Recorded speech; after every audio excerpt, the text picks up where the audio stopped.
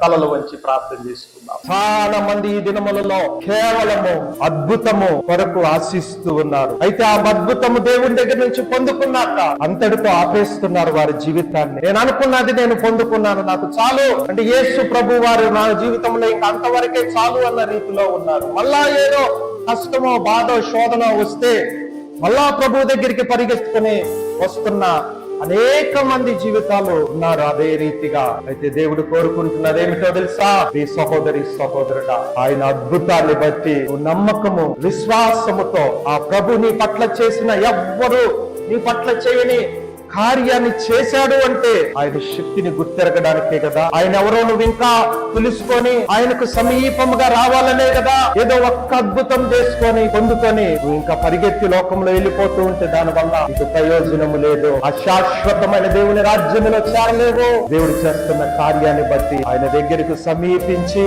ఆయన ఇచ్చే నీకు ఆత్మ రక్షణ పొందుకొని శాశ్వతమైన ఆశీర్వాదము రక్షణ అనేది, అది శాశ్వతమైన ఆశీర్వాదము. యేసు ప్రభు వారి రక్షణ, ఆ రక్షణ పొందుకొని ఆ శాశ్వతమైన దేవుని రాజ్యం అంటే దేవుడుండే రాజ్యం, దేవుడు దానికి రాజు, అదే పరలోక పట్టణము. ఆ రాజ్యములో నువ్వు చేరాలని కోరుకుంటున్నాను. కాబట్టి ఒక మంచి తీర్మానముతో దేవుని వైపు మన జీవితాన్ని సమర్పించుకుందాం. పరిశుద్ధుడా, ప్రేమ కలిగిన తండ్రి, చెప్పబడిన మాటలు ప్రతి బిడ్డ హృదయంలో నీరు కట్టి ఫలింపచేయండి. నీ కొరకు బలమైన సాక్షులుగా నిలవబడి వాక్యము ద్వారా బిడ్డలను బలపరచమని యేసయ్య నామములో అడిగి వేడుకుంటున్నాము తండ్రి. ఆమేన్.